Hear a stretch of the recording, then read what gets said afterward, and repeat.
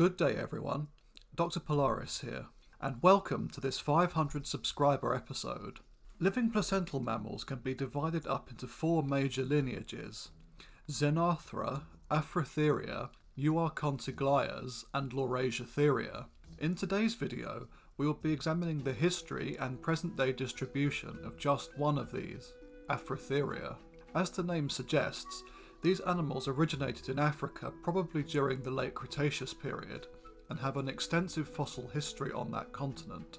Living Afrotheres are a diverse bunch, containing some groups that need no introduction, such as elephants and manatees, but also some much more poorly known animals such as tenrecs and the golden mole.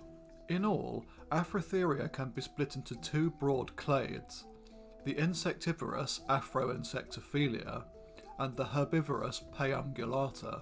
The former, meaning the African insect lovers, consists of aardvarks, elephant shrews, tenrecs, otter shrews, and the golden moles. The latter, the so-called African ungulates, are made up of hyraxes, proboscideans, and the dugongs and manatees. On the surface, this may seem like a ragtag mishmash of animals. Indeed, if you were ever tasked with classifying Afrotheres solely on their appearance and morphology, you would never end up placing them all together as a natural grouping. This was the opinion held during the 19th and most of the 20th centuries. Historically, the Paeungulata had been linked to the true ungulates, particularly the perissodactyls like horses and rhinos. The golden mole, tenrecs, and elephant shrews were placed within the traditional and incorrect order Insectivora, and the Aardvarks were placed with the pangolins and the Xenarthrans within the invalid taxon Edentata. This confusion can be blamed on the fact that Afrotheres demonstrate many examples of convergent evolution with other groups of mammals.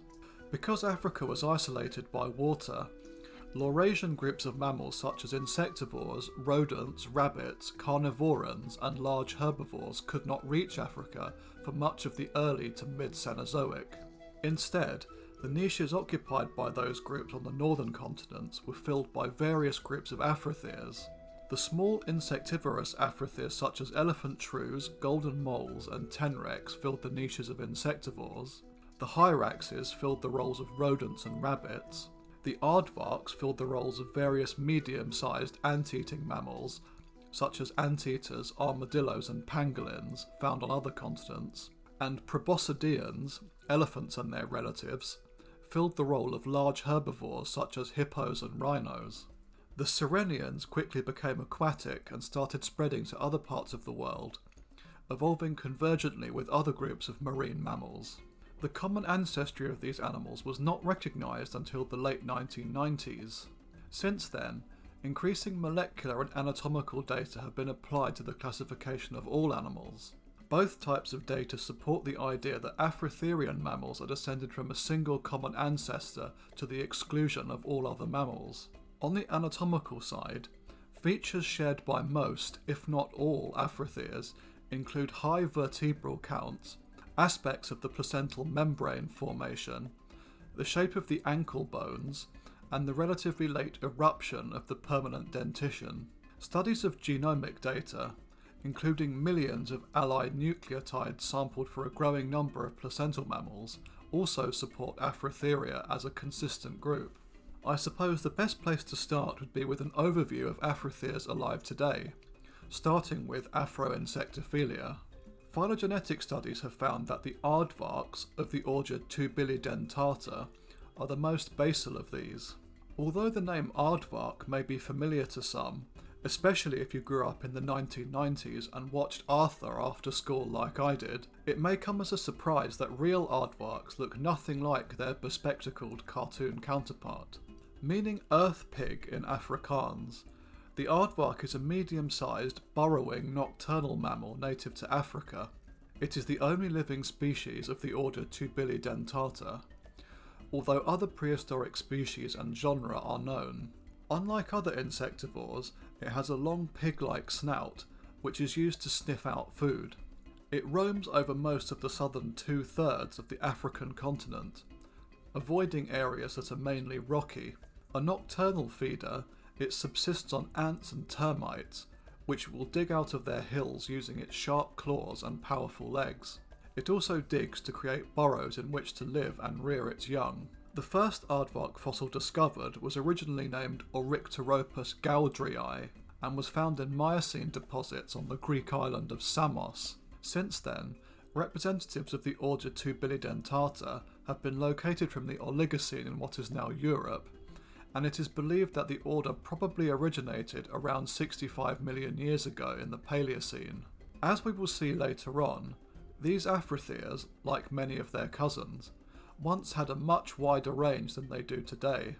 Indeed, fossil relatives of aardvarks once inhabited a large part of Eurasia until the Pliocene, when they all became extinct. In addition, a mysterious group of African mammals, the Ptolemaeidans, seem to be close relatives as well.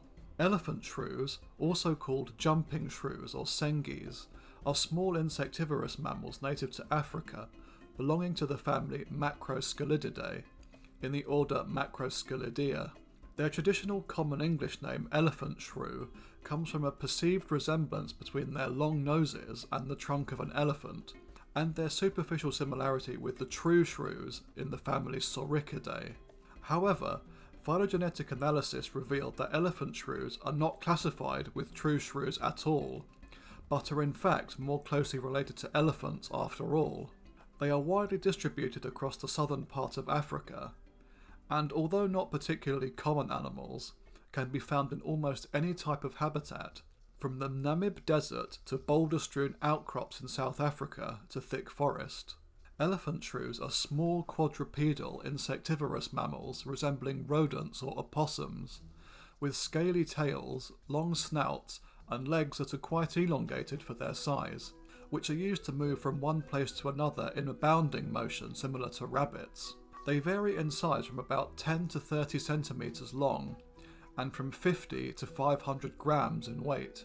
They have large canine teeth, and also high-crowned cheek teeth similar to those of ungulates. Although mostly diurnal and very active, they are difficult to trap and very rarely seen. Elephant shrews are wary, well camouflaged, and adept at dashing away from threats. Several species make a series of cleared pathways through the undergrowth and spend their day patrolling them for insect life. If the animal is disturbed, the pathway provides an obstacle-free escape route. Elephant shrews mainly eat insects, spiders, centipedes, millipedes, and earthworms. The animal uses its nose to find prey and then its tongue to flick small food into its mouth, much like an anteater. A number of fossil species are known, all from Africa. A considerable diversification of macroscelidids occurred in the Paleogene era. Some, such as Myo-Hyrax, were so similar to Hyraxes that they were initially included with that group, while others, such as Mylomygale, were relatively rodent-like. It appears that these animals were ancestrally more herbivorous than their modern relatives, and became increasingly insectivorous over time. These unusual forms all died out by the Pleistocene. Golden moles are a small insectivorous group of burrowing mammals endemic to southern Africa. They comprise the family Chrysolorhynchidae, and as such they are taxonomically distinct from true moles of the family Taupidae and other mole-like animals, all of which, to various degrees, they resemble as a result of evolutionary convergence. Like most burrowing mammals with similar habits, golden moles have short legs with powerful digging claws, very dense fur that repels dirt and moisture, and toughened skin, particularly on the head. Their eyes are non-functional and covered with furred skin. The external ears are just tiny, simple openings. In particular, golden moles bear a remarkable resemblance to the marsupial moles of Australia, which they resemble so suggestively that at one time, the marsupial placental divide notwithstanding, some argued that they must be related. The animals range in size from about 8 to 20 centimetres long. They have muscular shoulders and forelimbs, which are radically adapted for digging. All the toes on the forefeet have been reduced, except for a large, pick-like third claw on the third toe. The fifth digit is absent, and the first and fourth digits are vestigial. The adaptations of the hind feet are less dramatic. They retain all 5 toes, and are webbed as an adaptation to efficient backward shoveling of soil loosened by the front claws. Most species live almost exclusively underground in their respectively preferred environments, beneath either grasslands, forests, swamps, deserts or mountainous terrain. However, chrysopalax species tend to forage above ground in leaf litter in forests or in meadows. Eremitalpa species such as Grant's golden mole live in the sandy Namib Desert, where they cannot form tunnels because the sand collapses. Instead, during the day, when they must seek shelter, they literally swim through the loose sand, using their broad claws to paddle and dive down some 50 centimetres to where it is bearably cool. There they enter a state of torpor, thus conserving energy. At night they emerge to forage on the surface rather than wasting energy shifting sand. Their main prey are termites that live under isolated grass clumps, and they must travel for 6 kilometres a night in search of food. They seek out promising clumps by listening for wind-rustled grassroot stresses and termite head-banging alarm signals, neither of which can be heard easily above ground, so they stop periodically and dig their heads under the sand to listen. They are a criminally underrated group of mammals, like all of the Afro-insectophilians, as they are both unique and pretty damn adorable. Tenrecomorpha forms the sister group to the golden moles.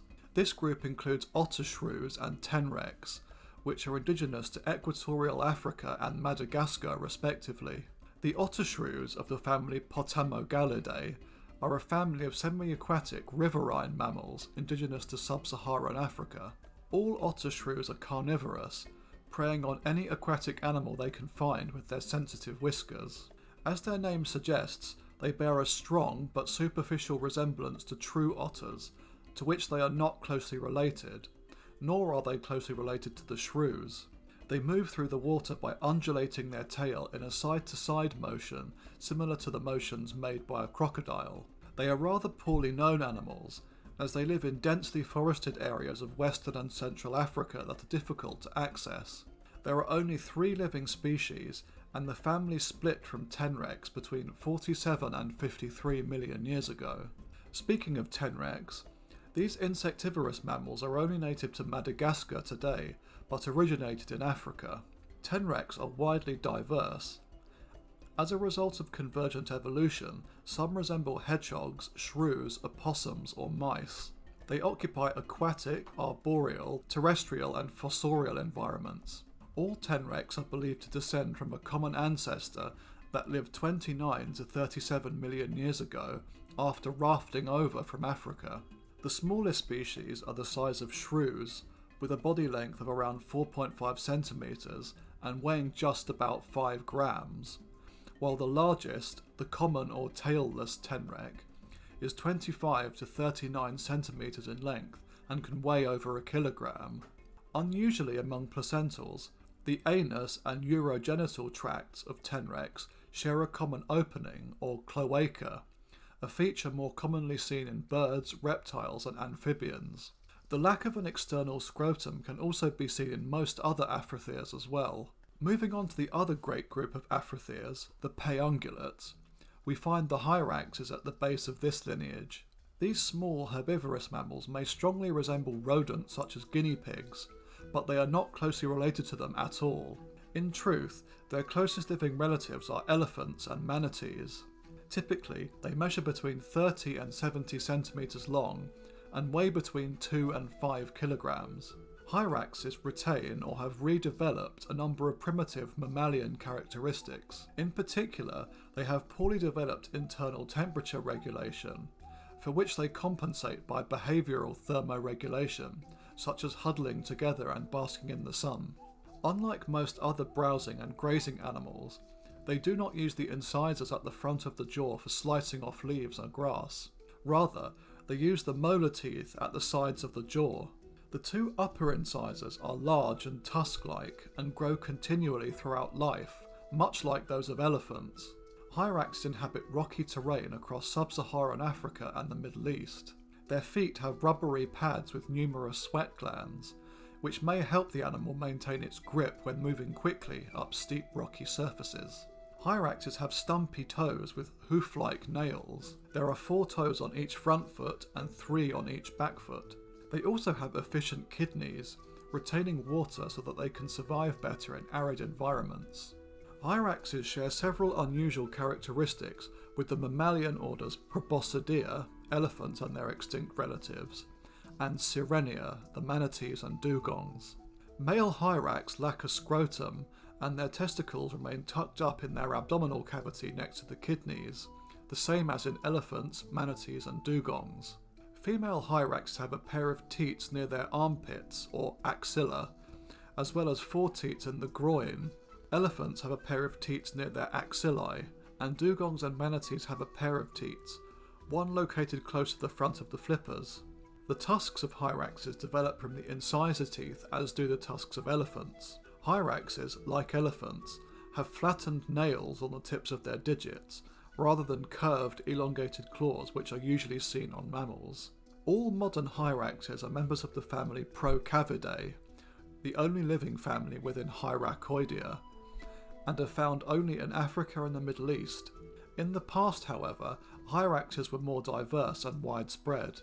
The order first appears in the fossil record at a site in the Middle East in the form of Diamytherium 37 million years ago. For many millions of years, hyraxes, proboscideans and other Afrotherian mammals were primarily terrestrial herbivores in Africa, just as odd-toed ungulates were in North America. Through the Middle to Late Eocene, many different species existed, the largest of them weighing the same as a small horse, and the smallest the size of a mouse. During the Miocene, however, competition from the newly evolved bovids, which were very efficient grazers and browsers, displaced the hyraxes into marginal niches. Nevertheless, the order remained widespread and diverse as late as the end of the Pliocene about 2 million years ago, with representatives throughout most of Africa, Europe and Asia. The close cousins of the hyraxes, the proboscideans, need no introduction. 3 forms exist today: the African bush elephant, the African forest elephant and the Asian elephant. In addition to their enormous size, later proboscideans are distinguished by tusks and long muscular trunks. These features were less developed or absent in the smaller, earlier proboscideans. Beginning in the mid-Miocene, most members of this order were very large animals. The largest land mammal today is the African elephant, weighing up to 10.4 tons, with a shoulder height of up to 4 meters. The largest land mammal of all time may also have been a proboscidean, Paleoloxodon namadicus, which may have weighed up to 22 tons with a shoulder height of up to 5.2 meters. The earliest known proboscidean is Erytherium, followed by Phosphatotherium, a small animal about the size of a fox. These both date from the late Paleocene deposits of Morocco. Proboscideans evolved in Africa, where they increased in size and diversity during the Eocene and early Oligocene. Several primitive families from these epochs have been described, including the Numidotheridae, Moeritheridae, and Barytheridae, all found exclusively in Africa. When Africa became connected to Europe and Asia after the shrinking of the Tethys Sea, proboscideans began to migrate into Eurasia, and some families eventually reached North America. Proboscideans found in Eurasia, in addition to Africa, include the Dinotheridae, which thrived during the Miocene and into the early Quaternary, Stegalophodon, a genus of the disputed family Stegodontidae, a diverse family of Gomphotheridae such as Platybelodon, and the Mammutidae or mastodons. Most families of proboscideans are now extinct, including all of them that lived in the Americas, Europe and Northern Asia. Many of these extinctions occurred during or shortly after the last glacial period. Recently extinct species include the last examples of Gomphotheres in the Americas, the American mastodon of the family Mammutidae in North America, the last of the mammoths throughout the Northern Hemisphere, and several species of dwarf elephants found on various islands scattered around the world. The sister group of the proboscideans are the Sirenians, represented by the dugongs and manatees. Commonly referred to as sea cows, They are an order of fully aquatic herbivorous mammals that inhabit swamps, rivers, estuaries, marine wetlands, and coastal marine waters. Sirenians grow to between 2.5 and 4 metres in length and up to 1,500 kilos in weight. The now extinct Steller's sea cow was the largest Sirenian to have ever lived and could reach lengths of 8 metres and weights of 8 to 10 tonnes. Sirenians have large torpedo-shaped bodies to reduce drag through the water.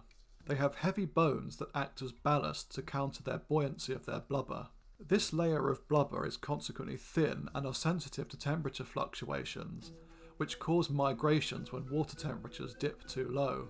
Sirenians are slow-moving, typically coasting at 8 km an hour, or 5 miles an hour, but they can reach 24 km an hour in short bursts. They use their strong lips to pull out seagrass, consuming 10 to 15% of their body weight per day. The meat, oil, bones and skin are valuable items sold in markets around the world. Mortality is often caused by direct hunting by humans and other human-induced causes, such as habitat destruction, entanglement in fishing gear and watercraft collisions. Steller's sea cow went extinct due to overhunting in 1768, as these gentle animals had no fear of human hunters. Today, there are 3 species of manatees that inhabit West Africa, the Caribbean and the Amazon River. 1 species of dugong is found across Southeast Asia and the Indian Ocean. Sirenians first appeared in the fossil record in the early Eocene and significantly diversified throughout the period. Sirenians, unlike other marine animals such as cetaceans, also started off in the New World. One of the earliest aquatic Sirenians discovered is Prorustomus, which dates back to 40 million years ago, and the first known Sirenian, the quadruped Pesosiren, lived 50 million years ago. An ancient Sirenian fossil of a petrosal bone was found in Tunisia, dating back to approximately the same time as Prorustomus. This is the oldest Sirenian fossil to be found in Africa, and supports molecular data suggesting that Sirenians must have originated there. Prorustomidae and Proterosirenidae, the earliest Sirenian families, consisted of pig-like semi-aquatic animals who died out at the end of the Eocene. When the Dugongidae appeared at this time, Sirenians had evolved the characteristics of the modern groups, including an aquatic streamlined body with flipper-like front legs with no hind limbs, and a powerful tail with horizontal caudal fins which use an up and down motion to move through the water. In addition to living forms, there are also several totally extinct groups of Afrotheres. 2 genera from the Paleocene of North Africa, Ocypea and Obdunodus, are the most primitive Afrotheres found so far. Both were herbivorous animals up to 7 kilograms in weight, and share many features of both Afroinsectophilia and Paeungulata. They may have been arboreal, and their teeth show adaptations for crushing and shearing tough vegetation. The above-mentioned Ptolemaeidans, ancient and mysterious relatives of Aardvarks, were present in East Africa and Egypt during the Miocene. They were badger-sized animals with strange, heavily worn molars adapted for crushing. As they are only known from teeth and jaw fossils, we have no idea as to what their post-cranial skeletons looked like, hence the debate over their diet and lifestyle. Embrithopoda, meaning heavy-footed, was an order of extinct mammals known from Asia, Africa and Eastern Europe. Most of the embrythopod genre are known exclusively from teeth and jaws, dated from the late Paleocene to the late Eocene, but the order is best known from its terminal member, the huge Arsinotherium. They were members of Paeungulata, being particularly closely related to elephants and Sirenians.